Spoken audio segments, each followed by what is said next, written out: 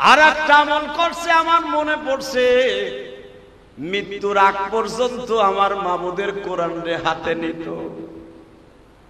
তারপরে কোরআন হাতে নিয়ে প্রথম বুকে লাগাইতো।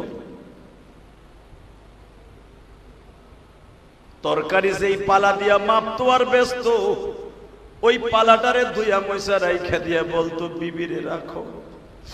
ঘরের মধ্যে ঢুইকেই কোরআন শরীফটা উপরের থেকে নামাইতো।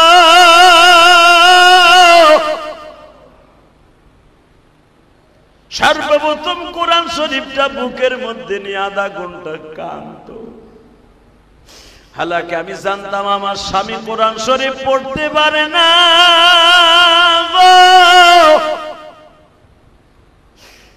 আমার জানা মধ্যে আমার স্বামী 10টা কোরআন শরীফের সূরা পড়ে, আর বেশি পারে না। ফাতিহা থেকে আলাম তারার উপরে আমার স্বামী আর মুখস্থ জানতো না। কিন্তু কার কাছ থেকে জানে ওয়াজ শুনছে আজ থেকে 30 বছর আগে। এই 30 বছর ধরে এই কোরআন পড়া শিখতে চাইছে। যতটুকু শিখছে আমার জানা মতে ভালো করে পড়তেও পারতো না, কিন্তু কোরআন শরীফের নয়নে প্রতিদিন বুকের মধ্যে কাঁদতো। আর 10টা মিনিট কোরআন শরীফের দিকে এইভাবে তাকায়া তাকায়া চোখের পানি দিয়ে মুখ বাসাইতো। তুমি আমার মাবুদের কালাম। পৃথিবীতে 4টা জিনিসের দিকে তাকাইলে সওয়াব হয়। কয়টা? জোরে কান। এইটা একজন আলেমের মুখে হাদিস শুনছিল। 4টা জিনিসের দিকে তাকাইলে ডাইরেক্ট চোখের জ্যোতি বাড়ে, চোখের গুনাহ মাফ হয়, সেকেন্ডে সেকেন্ডে গুনাহ মাফ হয়। 1 নম্বরে হলো কাবা ঘরের দিকে তাকাইলে গুনাহ মাফ হয়ে যায়, তার জীবনের কোনো গুনাহ থাকে না। 2 নম্বরে যদি কেউ কোরআন শরীফ পড়তেও পারে অথবা পড়তে নাও জানে, কোরআন শরীফের ওই কালো অক্ষরের দিকে যদি তাকায় তাকায় বলে এটা আমার মালিকের কোরআন,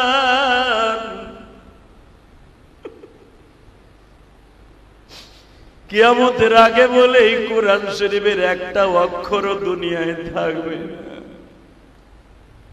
ওয়ারাতিলিল কুরআন তারতিলা খায়রুকুম মান তাআল্লামাল কুরআনা ওয়া আল্লামা। পৃথিবীর সবচাইতে বড় ইলমের নাম হলো কোরআন শরীফের ইলম। এইটা ভাবিয়া যদি কেউ কোরআন শরীফের দিকে তাকায় থাকে, আমার আল্লাহ বলেন তুই পড়তে পারোস না, গরিব ছিলি, মা বাবা তোরে পড়ায় নাই, কিন্তু আমার কোরআনের প্রেম তোর অন্তরে আছে। যেই চোখ দিয়া তুই কোরআনের দিকে তাকায় আছো, এই বডিটা কোনোদিন জাহান্নামের আগুনে জ্বলবে না। কয়টা গেল? জোরে কর। 3 নম্বরে কোন সন্তান যদি বৃদ্ধ মা বাবা হোক আর যুবক যুবতী হোক, মা বাবার দিকে তেও নেক নজরে তাকায় থাকে, আমার নবী বলেন হজ্জাতাম মাবরুরা। 3 নম্বর হলো কোন সন্তান যদি তার মা বাবার দিকে তাকায় থাকে, ওই চোখের জ্যোতি বাড়ে এবং প্রত্যেকটা নজরে নজরে আল্লাহ রাব্বুল আলামিন একটা কবুল হজের সওয়াব তার আমলনামায় লেখে। কয়টা গেল? 4 নম্বরে আমার বিশ্ব নবী বলে কোন আলেমের দিকে যদি কেউ তাকায় থাকে, কোন আলেমান আও মুআল্লিমান আও মুস্তামিলান আও মুহিব্বান, কেউ যদি আলেমের দিকে নেক নজরে তাকায় থাকে, 4 নম্বরে বিশ্ব নবী বলে তার চোখের জ্যোতি বাড়ে, তার জন্য জাহান্নামের আগুন হারাম হইয়া যায়। বাবা চরমোনার মাঠে তোমরা গেছো, চরমোনার মুরিদগুলা তার শায়েখের দিকে কেমনে তাকায় থাকে দেখছো। চরমোনার 5টা বাবা ঔষধ আছে, 5 নম্বর ঔষধের মধ্যে দেখবা আল্লাহর কুতুব লেখছে তার শায়েখের ধ্যানে থাকতে হবে, তার শায়েখ যে আমল করে ওই আমলগুলা রিসার্চ করতে হবে। শায়েখ কোথাও গেলে তার আমলে তার ইলমে যাইতে হবে, তার মাহফিলে যাইতে হবে, তার লেখনী পড়তে হবে। কেন বলছে জানো? এটা 5 নম্বর সবক, শায়েখের ধ্যান করতে হবে। বাজান চরমোনার মুরিদগুলা যখন চরমোনার মাঠে বয়ান শুনতে যায় গো, জাহান্নামের বয়ান যখন আরম্ভ হয়ে যায়, কোন একটা মুরিদ তার পীরের দিকে তাকাইতে পারে না। কেন তাকাইতে পারো না জানো? একমাত্র আমার মালিক বলে, কেন আলেমের চেহারার দিকে তাকাইলে গুনাহ মাফ হয়ে যায়। আমার নবী বলে, আমি একদিন কবরে চলিয়ে যাব, আমার সমস্ত নূরের দায়িত্ব, ইলমের দায়িত্ব, কোরআনের দায়িত্ব, হাদিসের দায়িত্ব, বয়ানের দায়িত্ব আমি আলেমদেরকে দিয়ে গেলাম। আজকে দেখবা হাজার হাজার মানুষ ইলিয়াসুর রহমান জিহাদির বয়ান শুনে কান্দে, হাফিজুর রহমান সিদ্দিকীর বয়ান শুনে কান্দে, মিজানুর রহমান আজহারীর বয়ান শুনিয়া লক্ষ লক্ষ মানুষ পাগলের মতো ছুটে। সাইদি সাহেব যদি এখন বাইসা থাকতো বাবা, আওয়ামী লীগ তাড়াতাড়ি ফাঁসি দিছে, সাইদি সাহেব বাইসা থাকলে তারাও সব ফেলাইতো, এক নজর দেখতে যাইতো বাবা। মনে রাখতে হবে, এমনি এমনি সাইদের দেখতে যাইতো না। সাইদির বাড়ি তোমরা তো যাও নাই, আমি বহুতবার গেছি, আমি জানি। গত 3 দিন আগে সাইদির পোলা মাসুদ সাইদি আমার পাশে বইয়া বয়ান শুনছে, তোমরা দেখছো। মাসুদ সাইদি যখন শুনছে, আমি বলছি শহীদ দিলওয়ার হোসেন সাইদি পোলাটা হাঁসের বাচ্চার মতো লাফায় আর কান্দে, বুঝাইতে চাই যে আদি ভাই 13টা বছর বাপ হইয়া ডাকতে পারি। আব্বা ইন্তেকালের 1 মাস আগে আমাদের সাথে দেখা করলো। যেদিন আব্বারে মাইরা ফেলবে তার 2 দিন আগে আব্বার সাথে দেখা করলো। আব্বা জীবনের শেষ বিদায় নিয়ে যাবে, আব্বা বুঝতে পেরেছে। আব্বা আমারে বলে, মাসুদ রে তোর মায়েরে দেখা রাখিস বাবা।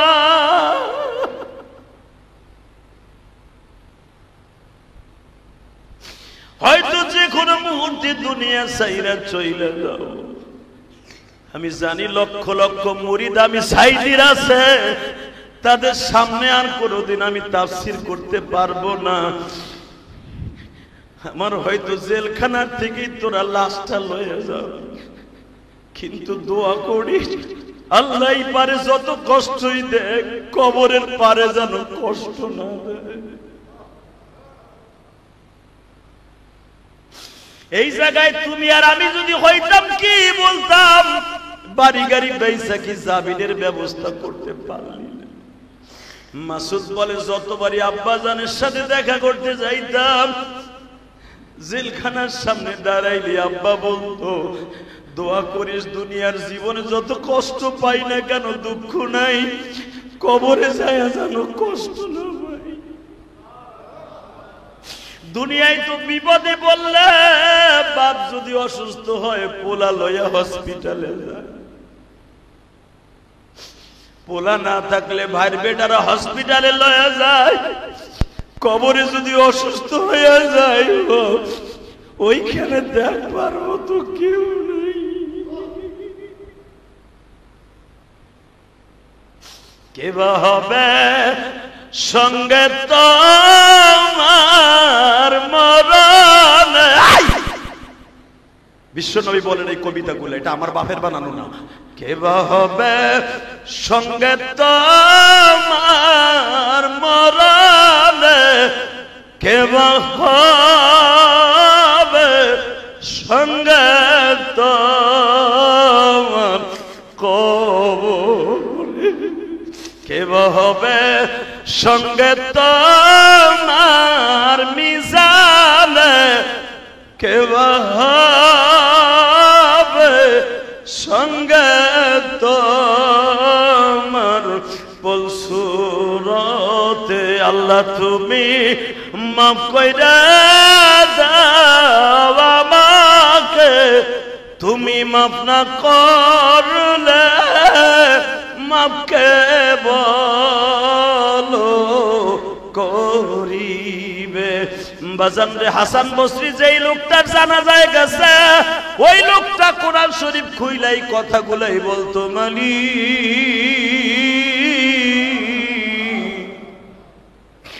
এই কোরআন তোমার গো মালিক। যখন ব্যবসা বাণিজ্যে থাকি, তোমার কোরআন রে বুকে নিয়ে আদর করতে করতে পারি না গো। এখন বাসায় আসছি তোমার মুখে নিয়ে আদর করতাছি, আমি জানি আমি ঠিক মতো কোরআন শরীফ পড়তে পারি না। আমার স্বামী এই কথাটা বইলেই কোরআনে বুকে নিয়ে কান্ত, কোরআনের চেহারার দিকে তাকাইয়া খুইলা খুইলা পাতাটা এইভাবে ডলত, আর চোখের মধ্যে দিয়া কবির সূরাতে চোখের পানি দিয়া কোরআন শরীফের পাতাগুলা ভিজাইতো। আল্লাহর ওলি আর বুঝতে বাকি নাই গো।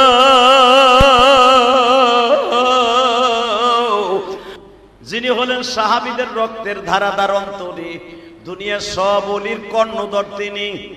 রাতের অন্ধকারে স্বপ্নে দেখাইতেছে, হাসান রে, অমক গ্রামের অমন একজন মানুষের জানাজায় তুমি কালকে যাইবা, ওই জায়গায় যাইতে 3 দিন সময় লাগবে। হাসান বসরি রহমাতুল্লাহ যাইতে 3 দিন সময় লাগবে, লোকটার জানাজায় যাইতে হবে। হাসান বসরি জিগাইতে জিগাইতে যায়, পৃথিবীতে যত মানুষের জানাজা আমি করলাম, কারো জানাজায় যাওয়ার জন্য আদেশ করলো না। তোমার স্বামীর নাম সুনাম বেশি নাই, এই গ্রামের মধ্যে সবাই বলে সাধারণ মানুষ। এই মানুষটার জানাজায় আমার মালিক যখন আমারে আসতে বলছে, বলেন না তার কোনো গোপন আমল আছে কিনা। স্ত্রী বলে, আল্লাহর ওলি, আমার স্বামী বাহিরে কি করত আমি জানতাম না, দোকানে রাস্তাঘাটে কি করত জানতাম না, কিন্তু ঘরের ভিতরে আমলগুলো আমি জানি গো। তার বিবি বলে, হুজুর আমি দেখি না উল্লেখযোগ্য কোনো আমল আছে, তবে আমি আমার স্বামীরে 5 ওয়াক্ত নামাজ আযান দেওয়ার সাথে সাথে দেখছি পড়ছে। কমেন্ট বক্সে জানিয়ে দিন আপনার মতামত। ভিডিওটি ভালো লাগলে অবশ্যই একটি লাইক দিন এবং শেয়ার করুন। পরবর্তী আপডেটের জন্য চ্যানেলটি সাবস্ক্রাইব করে আমাদের সাথেই থাকুন। ধন্যবাদ।